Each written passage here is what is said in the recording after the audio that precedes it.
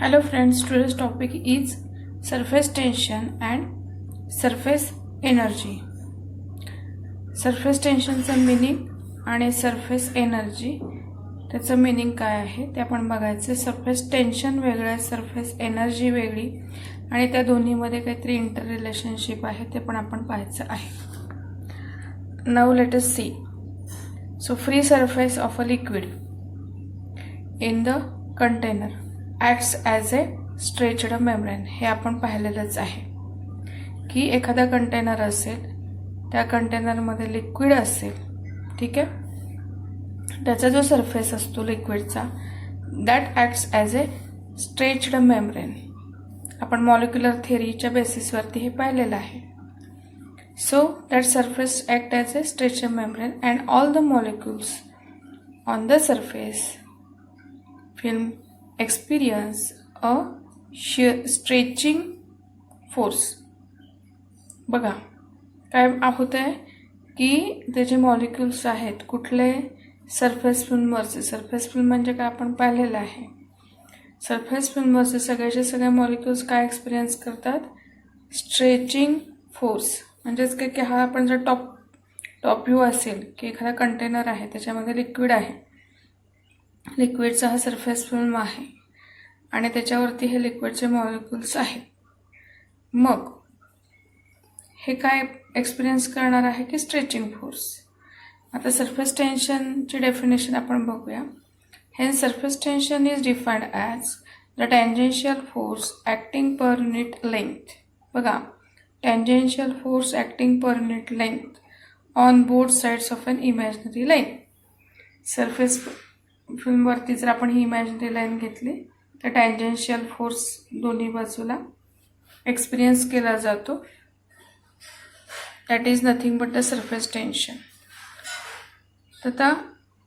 आता हा जो आहे tangential force acting per unit length on both sides of an imaginary line drawn on a free surface of the liquid. Hence tension, surface टेन्शनसाठी capital T letter use केलं जातं. So surface tension capital T is equal to force per unit length. त्यामुळे त्याचं जे unit आहे surface टेन्शनचं ते काय येणार आहे, newton per metre. So this is about the surface tension. Now what is mean by the surface energy. आता surface energy बघा, the work has to be done. काहीतरी वर्क होणार आहे. कशामुळे होणार आहे, टू ब्रिंग एनी मॉलिक्यूलला आपण घेऊन येणार आहोत. कुठून येणार आहेत, फ्रॉम इनसाइड द लिक्विड. लिक्विडच्या आतून मॉलिक्यूलला आपण घेऊन येणार आहे. Liquid into the surface film. त्या मॉलिक्यूलला कुठं आणणार आहे, सरफेस फिल्मवरती. म्हणजे जर आपण डायग्राम काढायचं झालं, डायग्रामॅटिकली विचार करायचा झाला तर की हा असा कंटेनर आहे, कंटेनरमध्ये हे आपलं लिक्विड आहे आणि लिक्विडमध्ये डीप इनसाइडमध्ये असं आपला एखादा मॉलिक्यूल आहे. त्याला आपण वरती सरफेस फिल्मवरती आणायचं म्हटलं तर काहीतरी वर्क डन होणार आहे की नाही. दॅट वर्क डन कशामुळे होणार आहे की आपण हा जो मॉलिक्यूल आहे त्याला वरती घेऊन येतोय. So the work has to be done to bring any molecule from inside the liquid into the surface film. That work done is stored in the form of energy. So clearly the surface molecules possess extra potential energy as compared to the molecules inside the liquid.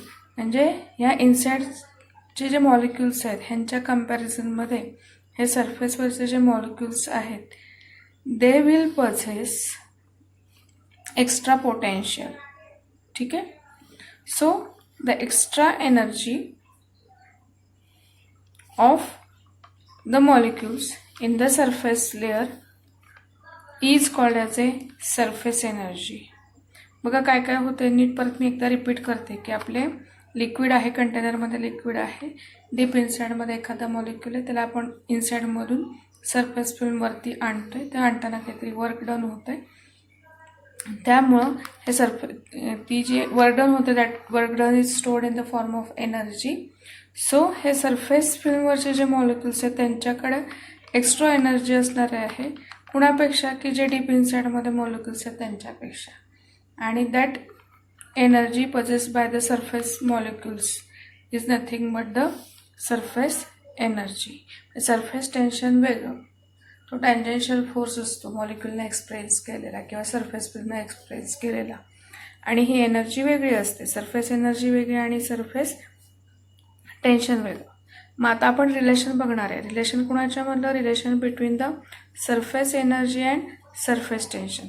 त्याच्यासाठी आपण काय करायचं आहे की एक rectangular P dash, P, S आणि R dash, हे S dash, हे असे एक रेक्टँग्युलर वुडनची ब्रॅकेट आहे असं इमॅजिन करा. आणि त्याच्यामध्ये हा आर क्यू अशी एक आर्म आहे की जी मुव्हेबल आहे, जी अशी मूव्ह होऊ शकते. ठीक आहे. So consider a rectangular frame of the wires. कशाची आहे तर ती वायर्सची पण असू शकते, वुडनची पण आपण घेऊ शकतो. कशी आहे? P dash, P, S, S dash. It is fitted with a movable arm Q R. ही जी क्यू आर आहे ही अशी मूव्ह होऊ शकते. आता ही जी फ्रेम आहे ती आपण डीप करणार आहे सोप सोल्युशनमध्ये, त्यामुळे त्याच्यावरती एक फिल्म तयार होणार आहे. So a film of a soap solution is formed within the boundaries PQRS. ह्याच्यामध्ये PQRS ही जी बाउंड्री आहे रेक्टँग्युलर शेपमध्ये, तिथे सोप सोल्युशनची फिल्म तयार होणार आहे. नॅचरली हे जे सगळे आर्म्स आहेत मग तिकडे फिल्म, आता इथे जी फिल्म तयार होणार आहे त्यांच्या आर्म्समध्ये. So each arm of a frame experience inward pull due to the film. ही जी फिल्म आहे सोप फिल्म, त्याच्यामुळं इनवर्ड पुल एक्सपिरियन्स केला जाणार आहे कुणाकडून? प्रत्येक आर्मकडून. ठीक आहे.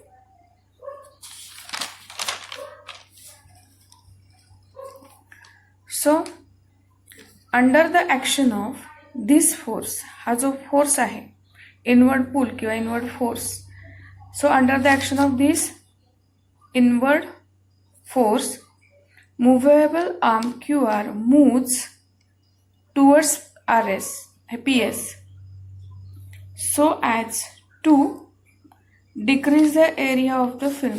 काय होणार आहे बघा, प्रत्येक आर्म इनवर्ड पूल एक्सपिरियन्स करते आणि ही तर आपली जी आर्म आहे ती मुव्हेबल आहे, त्यामुळे आता हिला इनवर्ड पूल, त्यामुळे ही जी मुव्हेबल आर्म आहे ती कुठे पूल केली जाणार आहे?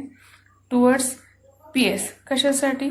की हा जो एरिया आहे तो डिक्रीज करण्यासाठीची टेंडन्सी असते, त्याच्यामुळे ते तसं होणार आहे. पूल पण आहे तिथं, फोर्स आहे तो inward. So length of the QR is equal to capital L. बघा ही QR जी आर्म आहे त्याची लेंथ किती आहे तर L आहे. आणि the inward force acting is equal to F is equal to T into 2L. का असं? Because film has the two surfaces, दोन्ही बाजूला फिल्मला सरफेसेस असल्यामुळं the inward force acting on the film is equal to F is equal to T into 2L. Now imagine equal and opposite force is applied to increase the surface area of the film. म्हणजे आपण आता काय करायचं आहे, हा जो area आपल्याला increase करायचा आहे, मग करायला काय करायला लागेल, हा जो ही आर्म आहे ती आपल्याला थोड्याशा DX डिस्टन्स इकडे मूव्ह करायला लागेल. इकडे इथे दाखवलेलं आहे, त्यामुळे नवीन पोझिशन काय झाली, R डॅश Q डॅश किंवा Q dash R dash. So imagine equal and opposite force applied to increase the surface area of the film. Arm QR move through distance DX. मग त्यामुळे काय होणार आहे, काहीतरी वर्क डन होणार आहे. So therefore work is done against the force F. Therefore small अमाऊंटचं work done, therefore DW is equal to F dash of DX is equal to, आता F किंवा F पण आहे, T into 2L. So T into 2L into हा DX. आता 2L into T म्हणजेच DA आहे, म्हणजेच काय, चेंज इन एरिया और increase in area. So 2L into dx is equal to dA, which is increase in the area. Therefore work done is equal to T into dA. Means T म्हणजेच काय आहे तर surface tension into increase in area. So the work done in stretching the film is toward कशामध्ये in the area dA as a potential energy. Work done is stored in the form of potential energy, which is ultimately called as a surface energy. Therefore surface energy is equal to T into dA, or surface tension will be equal to surface energy per unit area or per unit increase in area. So this is surface energy and relation between surface energy and surface tension. Any suggestion, please comment in the box. Thank you.